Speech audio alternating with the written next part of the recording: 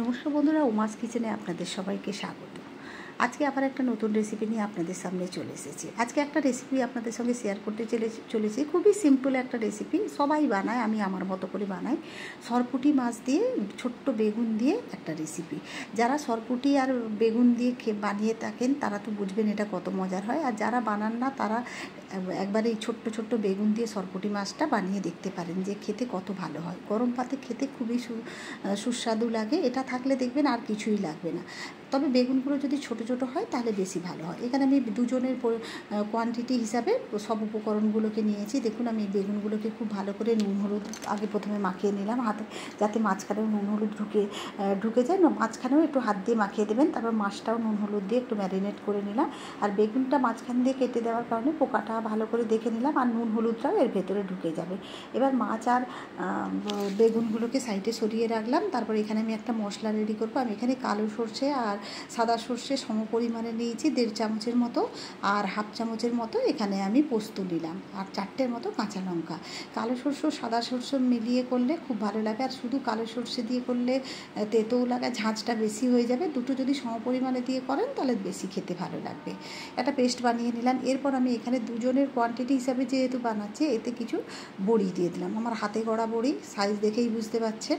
বড়িগুলো আমি প্রথমে একটু ভেজে তুলে নেওয়ার পরে এরপরে আমি যে বেগুনগুলো নুন হলুদ দিয়ে মাখিয়ে রেখেছিলাম, নুন হলুদ মাখানো বেগুনগুলো ভালো করে ভেজে নেব। বেশ গ্যাসের ফ্লেমটাকে, বেগুন ভাজতে গ্যাসের ফ্লেম হাই করতে হয়, নাহলে বেগুনগুলো শক্ত শক্ত হয়ে যায়। বেগুনগুলোকে মোটামুটি ভালো করে ভেজে নেব। দেখুন, খুব সিম্পল কিন্তু খেতে খুব সুস্বাদু হবে। একবার বানিয়ে দেখুন না কেমন লাগে। দেখুন, এরপর দেখুন বেগুনগুলো মোটামুটি ভাজা হয়ে গেছে, কারণ দেখুন ফেটে গেছে। আমি বেগুনগুলো ভাজা হয়ে যাওয়ার পর বেগুনগুলোকে এখানে তুলে নিলাম। আর বেগুন ভাজার সময় গ্যাসের ফ্লেমটা সবসময় হাই রাখতে হয়, কারণ না হলে বেগুন শক্ত হয়ে গেলে আর সেদ্ধ হয় না। বেগুনগুলো মোটামুটি ভাজা হয়ে গেছে, আমি তুলে নিলাম। তুলে নিয়ে এবার ওই তেলেতে আপনারা যদি চান তাহলে তেলের পরিমাণটা কমিয়েও দিতে পারেন। আমি আগে মাছটা ভেজে নিচ্ছি।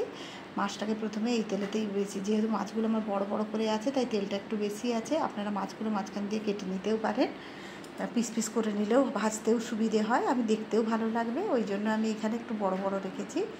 মাছগুলো আমি এখানে দেখুন উল্টে পাল্টে একেবারে গোল্ডেন করে মুচমুচে করে ভেজে নেবো। আর এই সরপুঁটি বা জাপানি পুঁটি এগুলো একটু নরম মাছ হয়, এই জন্য একটু গ্যাসের ফ্লেমটাকে স্লো রেখেই মাছগুলো একটু ভাজতে হয়, নাহলে ওপরটা ভাজা হয়ে যায়, ভেতরটা ভীষণ তপতপ করে। দেখুন মাছটা একেবারে গোল্ডেন হয়ে গেছে, আমি তুলে নিলাম। এরপর এতে 1/2 চামচের মতো কালো জিরে আর কাঁচা লঙ্কা ফোড়ন দিয়ে যে মশলার পেস্টটা রেডি করে রেখেছিলাম, মশলার পেস্টটা দিয়ে দিলাম। এরপর আমি এর মধ্যে একটুখানি একটু জল দিলাম, একটু ওই সর্ষে পোস্তর এটা ধুয়ে একটু জল দিয়ে দিলাম। তারপর আমি এটাকে এইভাবে একটু ফুটতে দেবো। এর মধ্যে কিছু মশলা দিয়ে দেবো, যেমন হলুদ। তার সঙ্গে আমি এখানে ঝালটা আগেই অলরেডি কাঁচা লঙ্কা ফোড়নেও দিয়েছি, বেটেও দিয়েছি, একটু লঙ্কা গুঁড়ো দিলাম। ঝালটা আপনাদের মতো দেখে দেবেন। আর এখানে আমি স্বাদ মতো লবণও দিয়ে দিলাম, একটু নেড়ে চেড়ে দিয়ে এরপর আমি এর মধ্যে ভেজে রাখা বেগুন আর বড়িগুলো দিয়ে দিলাম। আমার যেহেতু বড়িটা হাতে তৈরি তাই একটু সেদ্ধ হতে টাইম লাগে। আর যদি আপনাদের কাছে বাজারের কেনাও বড়ি থাকে, এই সময় দিয়ে দিলে কোনো অসুবিধে হবে না, কারণ বেগুনগুলো খুবই ছোট, আর বেগুনগুলো আগে যেহেতু ভেজে রাখা হয়েছে, তো বড়ি আর বেগুনটা আমি একসঙ্গে দিয়ে একটুখানি বেশ কিছুটা জল দিয়ে দিলাম। দিয়ে আমি, আপনারা গ্রেভিটা যেমন পছন্দ করবেন সেই হিসেবে জলটা দেবেন। এবার ঢাকা থেকে 5 থেকে 7 মিনিট হতে দিলাম। 5 থেকে 7 মিনিটের পর দেখুন এই পর্যায়ে খুব সুন্দর একটা গন্ধ বেরিয়েছে।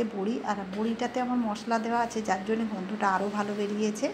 এবার একটু ফুটতে, গ্যাসের ফ্লেমটা এই পর্যায়ে হাই রাখতে হবে। তারপর মাছগুলো দিয়ে দিলাম। মাছগুলো দিয়ে একটু নেড়ে চেড়ে দেবো।